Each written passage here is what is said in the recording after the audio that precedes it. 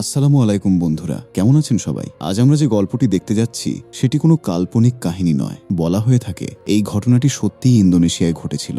2009 সাল ইন্দোনেশিয়ার জাভা দ্বীপের একটি নামকরা বিশ্ববিদ্যালয়ের 6 জন শিক্ষার্থী তাদের বিশ্ববিদ্যালয়ের একটি গুরুত্বপূর্ণ প্রজেক্টের কাজে পূর্ব জাভার গভীর জঙ্গলের ভেতরে অবস্থিত এক প্রত্যন্ত গ্রামে যায়। এমন একটি গ্রাম যার অস্তিত্ব ইন্দোনেশিয়ার মূল মানচিত্রেও খুঁজে পাওয়া যায় না, কিন্তু সেখানে তাদের সঙ্গে ঘটে এক ভয়ঙ্কর ও রহস্যময় ঘটনা। সেই গ্রামে ঠিক কি ঘটেছিল তা আজও নিশ্চিতভাবে কেউ বলতে পারে না। তবে জানা যায় ওই গ্রামে যাওয়ার কয়েক সপ্তাহ পর 6 জনের মধ্যে মাত্র 4 জন ফিরে এসেছিল।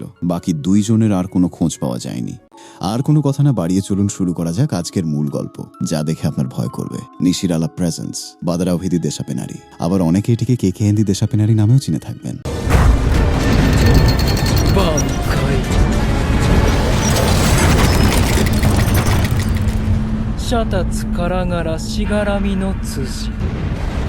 গল্পের শুরুটা হয়েছিল খুবই সাধারণ আর 5টা কলেজ ট্রিপের মতোই। আমাদের কাহিনীর প্রধান 6টি চরিত্রদের দেখিয়ে, যাদের মধ্যে ছিল নূর, উইদ্যা, আয়ু, বিমা, আন্তন এবং ওয়াহিউ। তারা সবাই জাভার একটি নামী বিশ্ববিদ্যালয়ের শেষ বর্ষের শিক্ষার্থী। নিয়মানুযায়ী ডিগ্রি অর্জনের আগে তাদের গ্রামের পিছিয়ে পড়া মানুষদের সাহায্য করার জন্য একটি সামাজিক সেবামূলক প্রজেক্ট সম্পন্ন করতে হবে।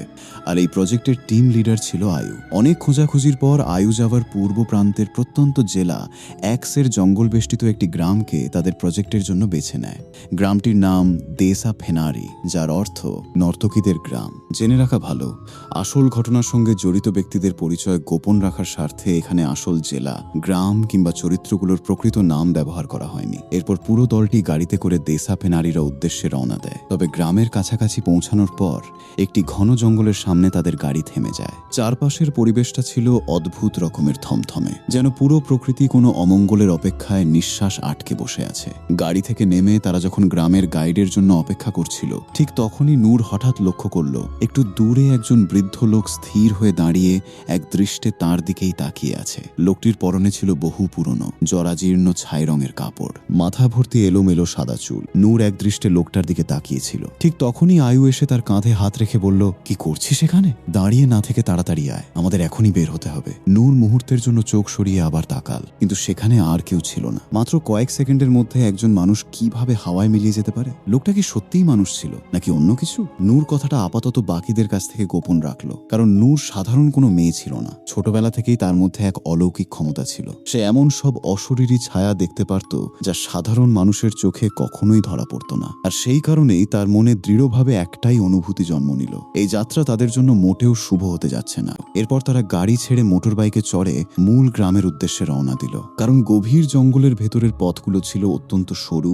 কাদাময় এবং এবড়ো খেবড়ো। সেখানে কোনো বড় গাড়ির প্রবেশ প্রায় অসম্ভব ছিল। দুপাশে মাথা উঁচু করে দাঁড়িয়েছিল ঘন বাঁশ ঝাড় আর শতবর্ষী প্রাচীন গাছ। তাদের ডালপালাগুলো একে অপরকে এমনভাবে ঢেকে রেখেছিল যে দুপুরের রোদ ও জঙ্গলের মাটিতে পৌঁছাতে পারছিল না। পুরো পথ জুড়ে নেমে এসেছিল এক অস্বাভাবিক গোধূলির অন্ধকার। ঠিক সেই নিস্তব্ধ পথ দিয়ে যাওয়ার সময় উইদ্যা হঠাৎ বাতাসের শোঁ শোঁ শব্দের মাঝখান থেকে শুনতে পেল প্রাচীন গেমেলান বাদ্যযন্ত্রের মায়াবী সুর। আর সেই সঙ্গে ভেসে আসছিল আরও পায়ের ঘুঙুরের ক্ষীণ ঝাঙ্কার। অথচ চারদিকে মাইলের পর মাইল ঘন জঙ্গল ছাড়া কোনো মানুষের অস্তিত্বই ছিল না। সে নিজেকে বোঝানোর চেষ্টা করল হয়তো সবটাই তার মনের ভুল। কিছুক্ষণ পর তারা গ্রামের প্রধান প্রবেশপথে পৌঁছালো। সেখানে আগে থেকেই গ্রাম প্রধান মিস্টার পাক প্রাবু তাদের জন্য অপেক্ষা করছিলেন। তাদের দেখেই তিনি স্বাগত জানালেন। এরপর তিনি পুরো দলকে নিয়ে গ্রাম ঘুরিয়ে দেখাতে শুরু করলেন। সুযোগ পেয়ে উইদ্যাপথের মধ্যে শোনা সেই প্রাচীন গ্যামেলান সুরের কথাটি সবাইকে জানালো। দলের অন্যরা বিষয়টি হেসে উড়িয়ে দিল। তাদের দাবি তারা এমন কোনো শব্দই শোনেনি। কিন্তু উইদ্যার কথা শোনার সঙ্গে সঙ্গেই মিস্টার পাক প্রাবুর মুখের অভিব্যক্তি বদলে গেল। মনে হচ্ছিল তিনি এমন কিছু জানেন যা অন্য কেউ জানে না। আর সেই অদৃশ্য আতঙ্ক ধীরে ধীরে তাদের চারপাশে ছায়ার মতো ঘনিয়ে আসতে শুরু করলো। এরপর মিস্টার পাক বললেন, নিশ্চয়ই তুমি ভুল শুনেছ। আসার সময় জঙ্গলের বাতাসের গর্জনকেই হয়তো গেমেলান বাদ্যযন্ত্রের সুর মনে হয়েছে। এখন এসব নিয়ে আর চিন্তা করো না। তারপর তিনি সবাইকে নিয়ে তার গেস্ট হাউসে গেলেন, যেখানে তাদের থাকার ব্যবস্থা করা হয়েছিল।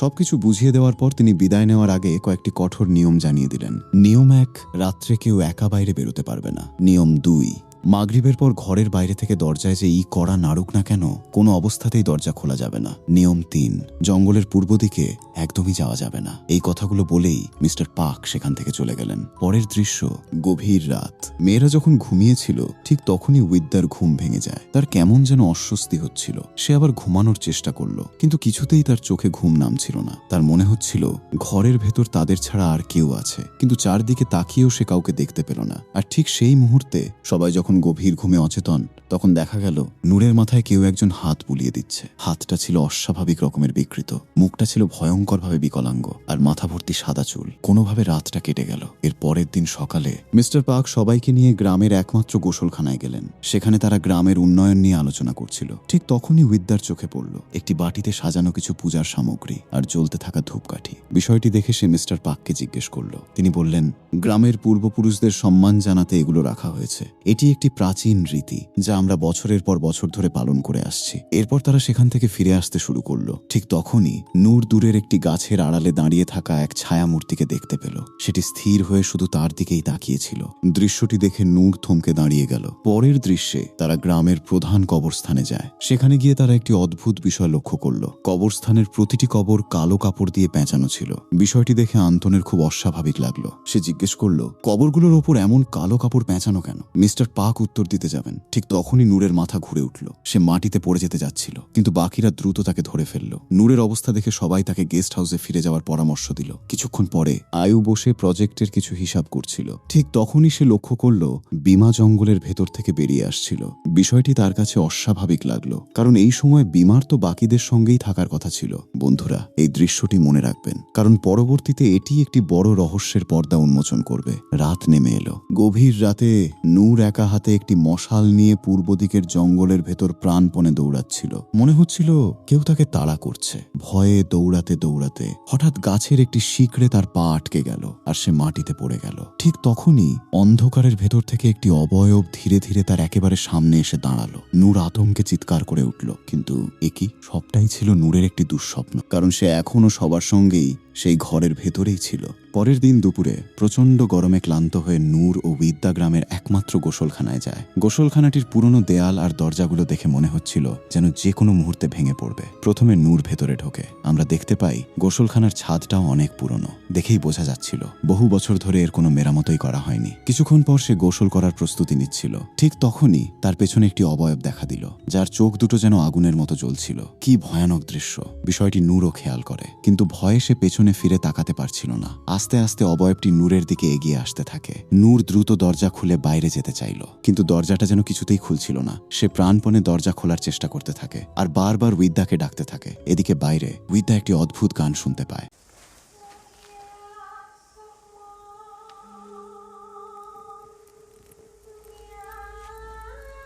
সেভাবে নূরই হয়তো গানটা গাইছে, তাই দরজায় কান পেতে ভেতরে কি হচ্ছে তা শোনার চেষ্টা করে, কিন্তু সেই গান ছাড়া আর কোনো শব্দই সে শুনতে পায় না। অন্যদিকে নূর বুঝতে পারে এভাবে দরজা খুলবে না। অবয়বটিও এবার তার একেবারে সামনে এসে দাঁড়ায়। ভয়ে নূর দরজার সামনে বসে পড়ে আর জোরে জোরে মহান আল্লাহ তাআলাকে ডাকতে থাকে। কিছুক্ষণ পর হঠাৎ সবকিছু নিজে থেকেই শান্ত হয়ে যায়। পর মুহূর্তেই নূর বাইরে এসে স্বস্তির নিঃশ্বাস ফেলে। তাকে হাঁপাতে দেখে উইদ্যা জিজ্ঞেস করে, কি হয়েছে? তুমি এমন করছো কেন?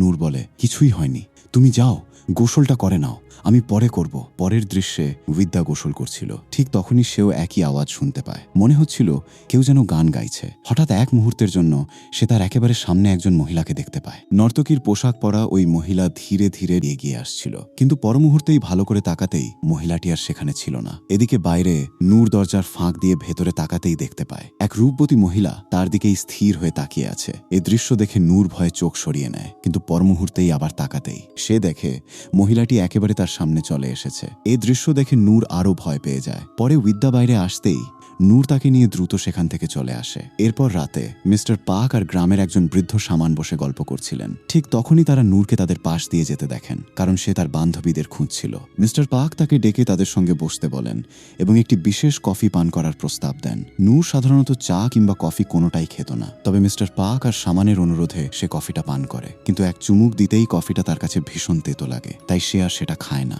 এটা দেখে সামান যেন কিছুটা বুঝতে পারেন। তিনি নূরকে জিজ্ঞেস করেন, শুনেছি আজ তুমি ওই পরিত্যক্ত গোসলখানায় গিয়েছিলে। সেখানে কি অদ্ভুত কিছু খেয়াল করেছো? নূর বলে, হ্যাঁ, আমি আর আমার বান্ধবী বিদ্যা সেখানে গিয়েছিলাম, তবে আমরা কোনো অস্বাভাবিক কিছু খেয়াল করিনি। অর্থাৎ নূর ইচ্ছা করেই ঘটনাটা লুকানোর চেষ্টা করছিল। সামান বুঝে যান নূর মিথ্যা কথা বলছে, তাই তিনি নূরকে এই মুহূর্তে একা কোথাও ঘুরতে নিষেধ করেন এবং গেস্ট হাউসে ফিরে যেতে বলেন। পরের দিন সকালে আমরা দেখি আন্তন নূরের সঙ্গে খুব রাগান্বিতভাবে কথা বলছে। সে বলে, গত রাতে সে বিমার ঘর থেকে অদ্ভুত ধরনের শব্দ শুনেছে, মনে হচ্ছিল কোনো মহিলা যেন গান গাইছে। শুধু তাই নয়, গত কয়েকদিনে বিমার আচরণেও অনেক পরিবর্তন এসেছে। আগে যেমন চঞ্চল ছিল, এখন আর তেমন নেই, কেমন যেন সব সময় নিজের মধ্যেই ডুবে থাকে। আন্তনের মতে এখনই বিমার ঘরে তল্লাশি করা উচিত, কারণ এই মুহূর্তে বিমা ঘরে নেই, ফলে তারা কিছু প্রমাণ পেতে পারে। তবে নূর এতে রাজি ছিল না। সে বলে, অকারণে কারও ঘরে গিয়ে তল্লাশি করা ঠিক হবে না। কিন্তু আন্তন বলে, এখন এত কিছু ভাবার সময় নেই, যদি আসল সত্যিটা জানতে হয় তাহলে আমাদের এই কাজটা করতেই হবে। এরপর তারা দুজন বিমার ঘরে যায়। তল্লাশি করার সময় তারা বিমার খাটের নিচে একটি পূজার থালা এবং জ্বলন্ত আগরবাতি দেখতে পায়। এই দৃশ্য দেখে নূর পুরোপুরি অবাক হয়ে যায়। এরপর আলমারির দরজা খুলতেই তারা দেখতে পায় ভেতরে একটি সবুজ রঙের সাপ ধীরে ধীরে নিচে নেমে আসছে। এই দৃশ্য দেখে দুজনই ভয় পেয়ে যায়। তবে আশ্চর্যের বিষয়, সাপটি কাউকে কোনো ক্ষতি না করেই তাদের পাশ কাটিয়ে চলে যায়। এরপর দৃশ্য যায় কয়েকদিন পর গভীর রাত। উইদ্যা দেখতে পায় ঘরের দরজা খোলা আর নূর বাইরে দাঁড়িয়ে আছে। যখন সে নূরের কাছে যায় তখন নূর অদ্ভুত অঙ্গভঙ্গিতে নাচতে শুরু করে। উইদ্যা অনেকবার চেষ্টা করে নূরকে থামাতে, কিন্তু সে থামে না, উল্টো অনবরত নাচতেই থাকে। নূরের চোখে মুখে যেন কোনো প্রাণের চিহ্নই ছিল না। কি অদ্ভুত দৃশ্য। তবে এ কি? পর মুহূর্তেই দেখা যায় সেখানে নূর ছিলই না, বরং উইদ্যাই নিজেই একা একা নাচছিল। ওয়াহিউ দূর থেকে এই দৃশ্য দেখে দ্রুত উইদ্যার কাছে ছুটে আসে। সে অনেক চেষ্টা করেও উইদ্যাকে থামাতে পারছিল না। চিৎকার চেঁচামেচির শব্দ শুনে নূর ও আয়ুও সেখানে চলে আসে। এরপর অবশেষে উইদ্যা নাচ থামায়। পরের দিন সকালে আয়ু, উইদ্যা ও ওয়াহিউ সেই বৃদ্ধ সামানের সামনে বসেছিল। সামান তাদের তিনজনকেই সেই বিশেষ কফিটি পান করতে দেন। তিনি বলেন, কফিটি খাওয়ার পর যেন তারা এর স্বাদ তাকে জানায়। আয়ু প্রথমে কফি খেতে চাইছিল না, তবে ওয়াহিউর জোরাজুরিতে তারা কফিটি পান করে। কিন্তু আয়ু ও ওয়াহিউর কাছে কফিটি খুবই তেতো লাগে। অন্যদিকে উইদ্যা কফিতে চুমুক দিতেই তার কাছে সেটি অনেক মিষ্টি লাগে, তাই সে পুরো কফিটাই পান করে ফেলে। এটা দেখে সবাই তার দিকে অদ্ভুত দৃষ্টিতে তাকিয়ে থাকে।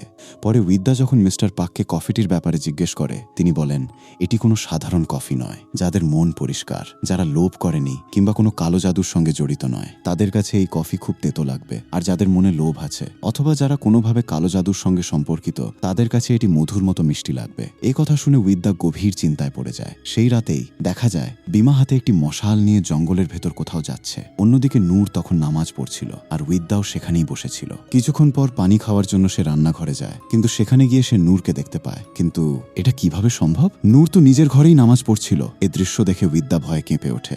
সে দ্রুত সেই ঘরে ফিরে যায় যেখানে নূর নামাজ পড়ছিল, কিন্তু এবার সেখানে আর নূর ছিল না।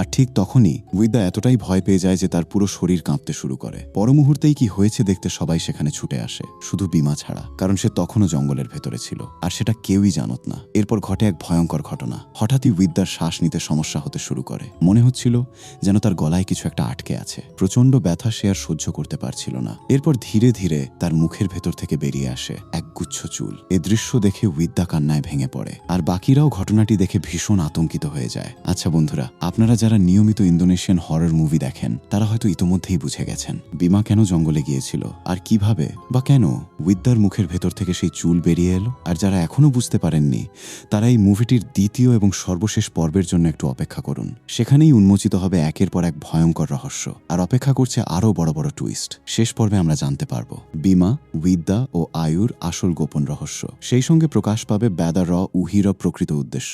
পরবর্তী পর্ব খুব শিগগিরই এই চ্যানেলে আসছে। সো ভিডিওটি ভালো লাগলে অবশ্যই একটি লাইক করবেন, আর পরবর্তী পর্বের কোনো আপডেট মিস না করতে চাইলে চ্যানেলটি সাবস্ক্রাইব করে বেল আইকনটি অলে সেট করে রাখুন। খোদা হাফেজ।